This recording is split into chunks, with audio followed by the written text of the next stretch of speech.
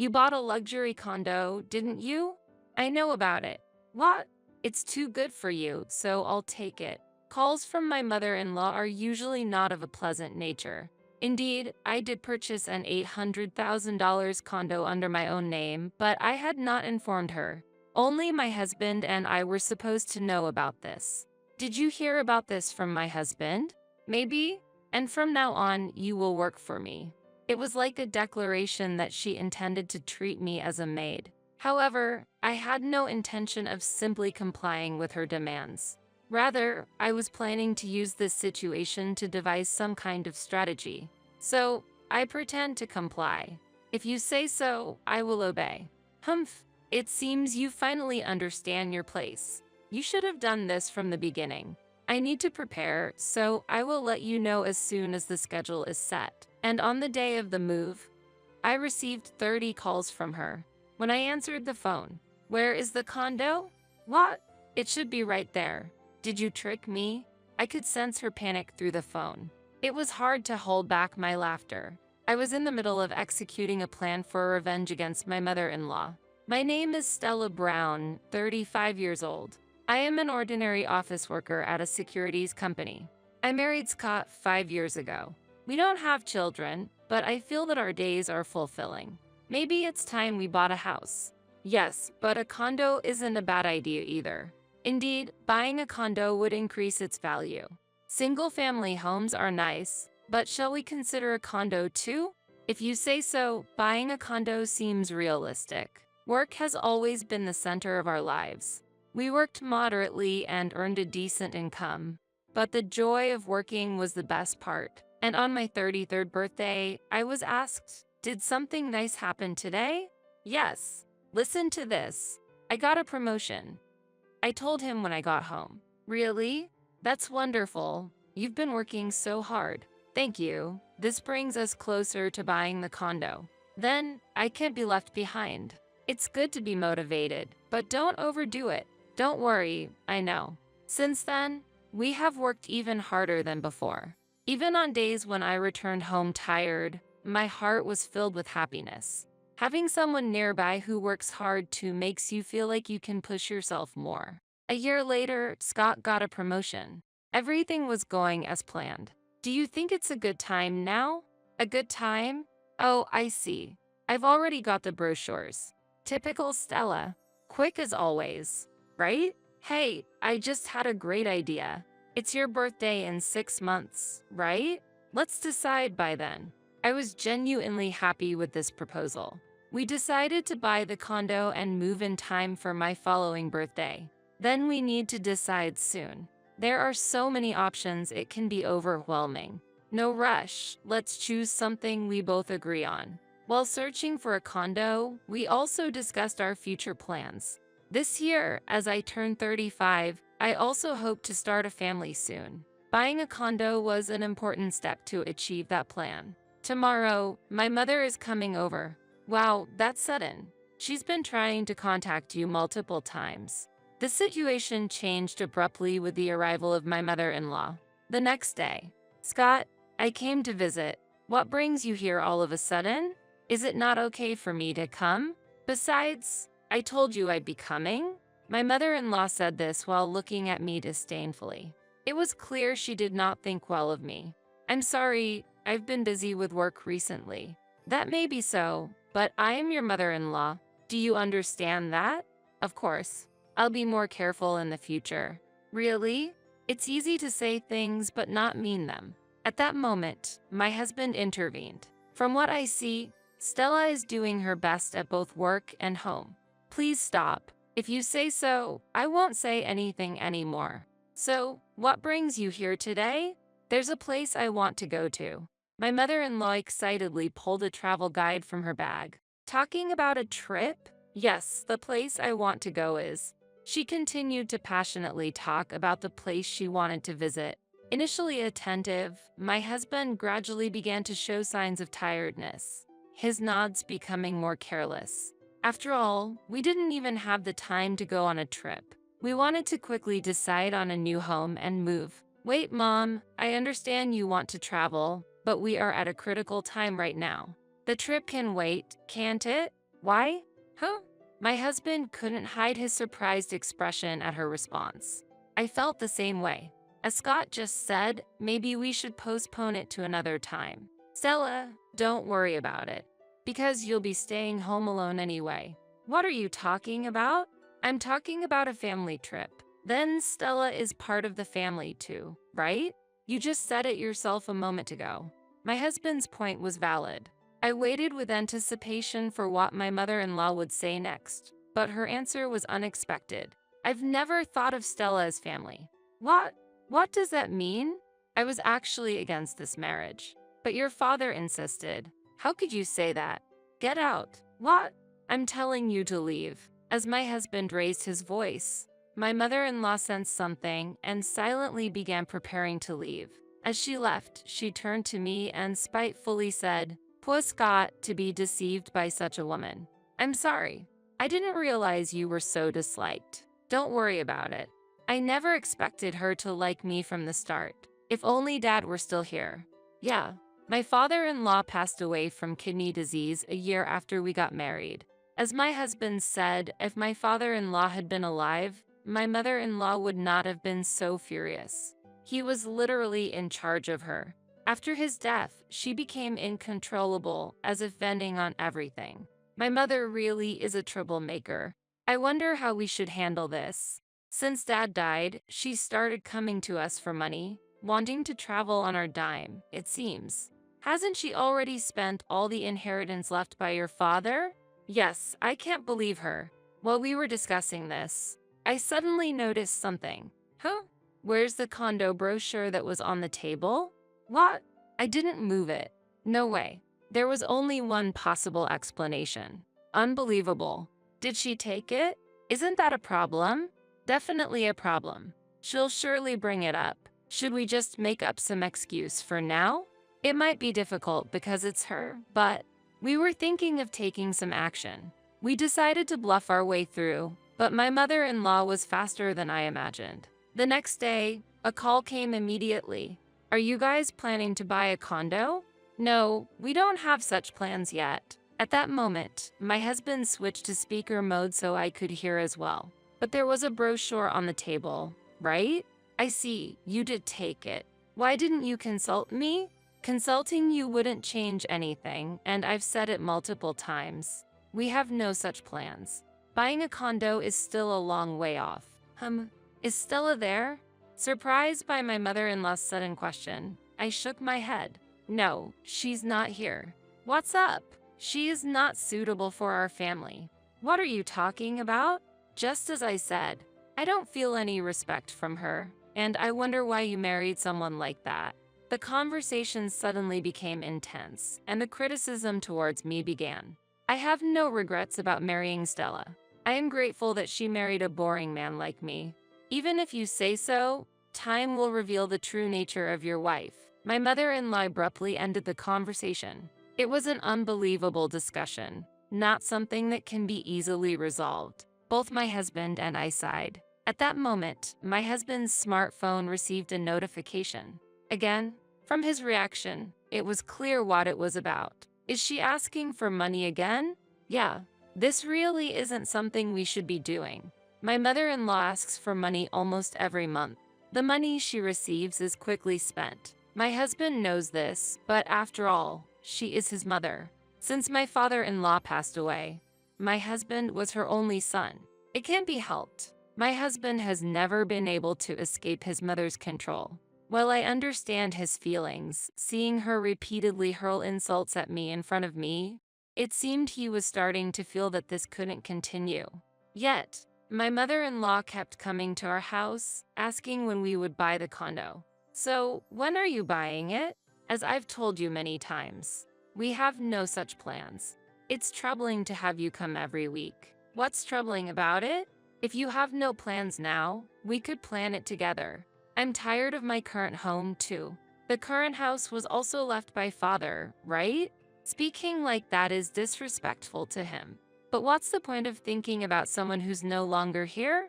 Or can your father do something about it? She's not wrong. However, there's no need to voice it. Hearing her comment, my husband's expression grew even more stern. Please go home for today. And don't come here anymore. Such discussions are sufficient over the phone. You choose Stella over me, your mother? Yes, I do. And clearly, that's your fault. To think you've become so poisoned. Where did the old Scott go? Is that all you have to say? Please leave. We're busy. If you talk to your mother like that, you'll definitely regret it later. My mother-in-law left, dropping a parting shot like a villain in a drama. Every time my mother-in-law came over, I ended up more exhausted than from my regular work. Still, I respected her stance of not yielding to her son's numerous words. How long will this go on? Honestly, I'm getting tired. But if we move, it'll be farther away, so she might not come as often. I hope that becomes reality. The condo we chose was over an hour away by train from our current residence. There were several similar condos nearby, but ultimately, we chose one as far from my mother-in-law as possible. We intended to reset our relationship with her through the move, and we're finally done with moving. When you actually enter the room, you really get its appeal points. It's exciting to think that a new life is starting. Choosing a tower condo was the right decision. We purchased a new tower condo in the suburbs. It cost $800,000. Thinking that putting it under my husband's name might lead to problems if my mother-in-law found out, we put it under my name. However, the next day, I received a call from my mother-in-law. You bought a luxury condo, didn't you? I know about it. What? It's too good for you, so I'll take it. Calls from my mother-in-law are usually not of a pleasant nature. Indeed, I did purchase an $800,000 condo under my own name, but I had not informed her. Only my husband and I were supposed to know about this. Did you hear about this from my husband? Maybe? And from now on, you will work for me. What do you mean? Don't you understand? You'll be useful to me as a maid. I looked up at the ceiling in dismay. However, I had no intention of simply complying with my mother-in-law's demands. Instead, I planned to use this situation to devise some kind of strategy. So, I pretended to comply. If you say so, I will obey. Humph, it seems you finally understand your place. You should have done this from the beginning.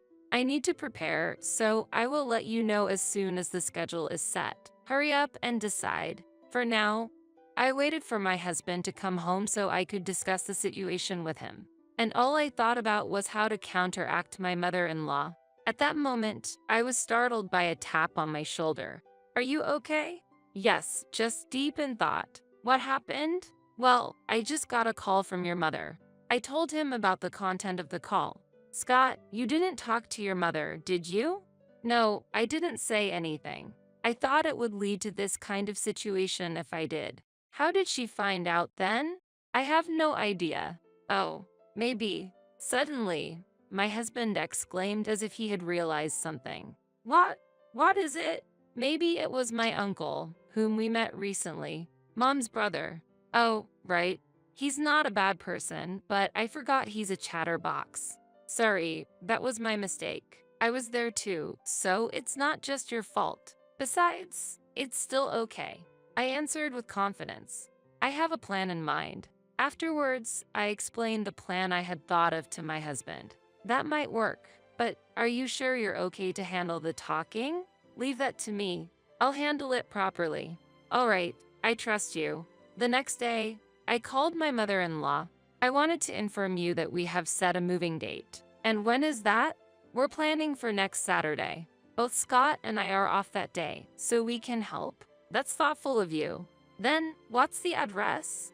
About that. That's when I told my mother-in-law the address of the new condo. Given it was her, I thought she would simply believe it without verifying the address.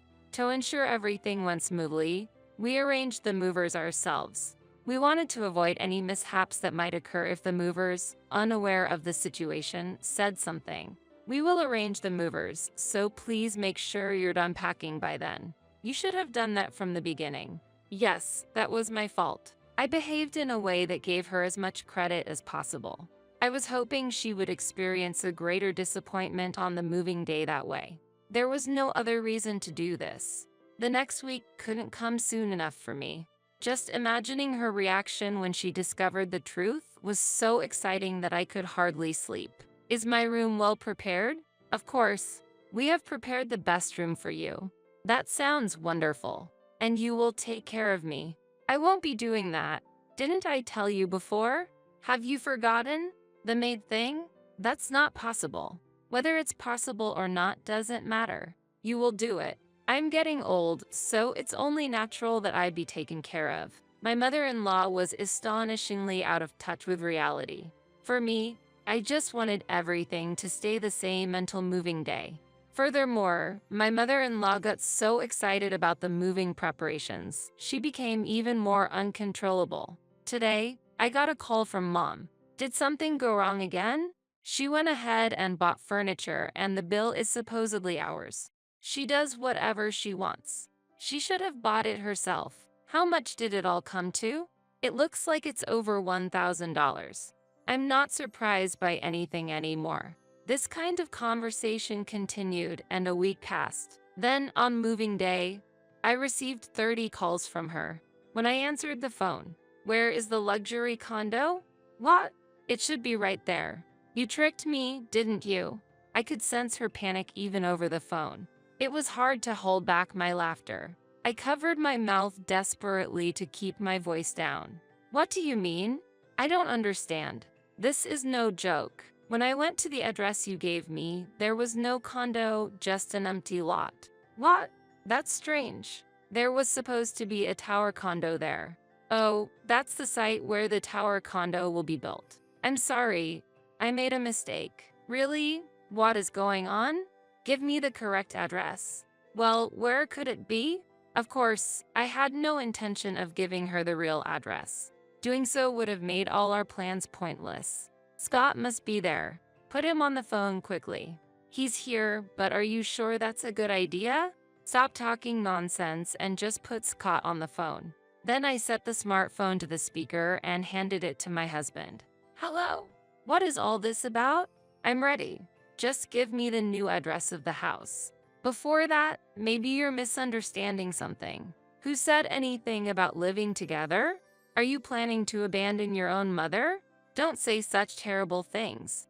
Everything up to this point has been decided by you on your own. You've always done as you pleased." My mother-in-law fell silent at my husband's response. She probably assumed living together was a given. But things weren't that simple. Given the circumstances, this was a natural outcome. She no longer grasped the situation. "Do you understand now?